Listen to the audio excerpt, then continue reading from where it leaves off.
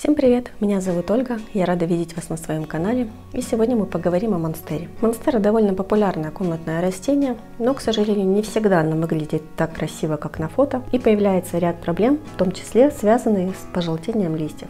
И сегодня мы рассмотрим 10 причин, почему листья монстеры могут желтеть. Как и для всех комнатных растений, для монстеры важен баланс температуры, света, полива и подкормок. Пожелтение листьев монстеры является распространенным признаком нарушения баланса одного из этих элементов. Первое – это полив.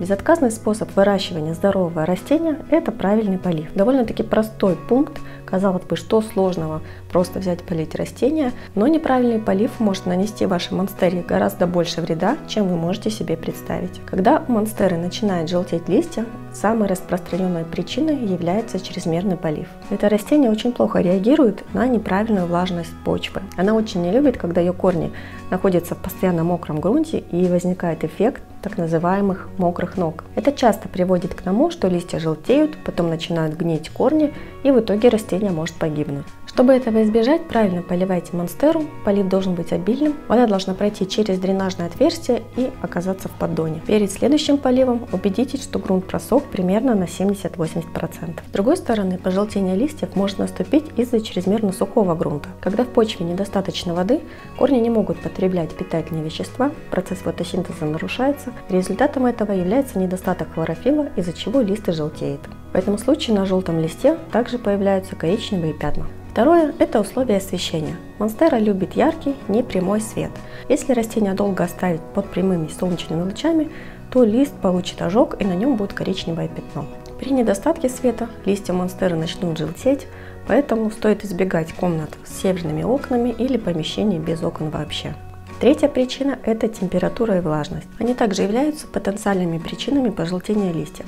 Когда в помещении низкая влажность, края листьев начинают сначала буреть, а затем может пожелтеть и весь лист. Исправить это можно путем повышения влажности воздуха в помещении, разместив в нем увлажнитель воздуха. Так как монстера является тропическим растением, она плохо реагирует на экстремальные температуры, поэтому, чтобы листья монстеры не желтели, нужно содержать ее в теплом помещении и избегать холодных сквозняков. Четвертая причина – это вредители и болезни. Когда на листьях появляются вредители, они начинают питаться соком растения, делают на листьях проколы, в этих местах лист повреждается и затем появляются желтые пятна. Поэтому необходимо постоянно осматривать растения, чтобы вовремя обнаружить вредителя и избавиться от него.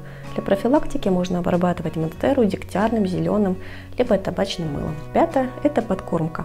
Как на недостаток, так и на избыток удобрений монстера может отреагировать пожелтением листьев. Слишком большое количество удобрений вызывает в грунте высокие концентрации растворимых солей и минералов, в результате чего кислотно-щелочной баланс почвы нарушается, и листья начинают вянуть, желтеть, а их края становятся бурыми. С другой стороны, недостаток питательных веществ также приводит к пожелтению листьев. Для достижения наилучших результатов начните вносить удобрения весной в половинной концентрации примерно раз в месяц, а дальше наблюдайте за состоянием и развитием своего растения. Шестое – это почвенная смесь. Грунт – очень важный фактор, влияющий на рост растения. Монстера предпочитает хорошо дренированный грунт, через который легко проходит и вода, и кислород. Если почвенная смесь будет очень тяжелой и плотной, то листья монстеры начнут желтеть.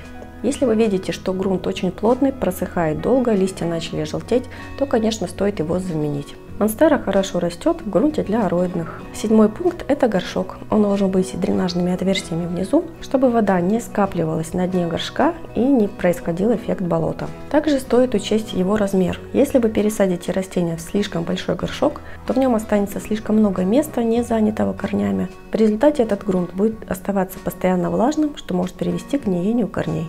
Восьмое – это времена года. Сезонность может косвенно повлиять на пожелтение листьев.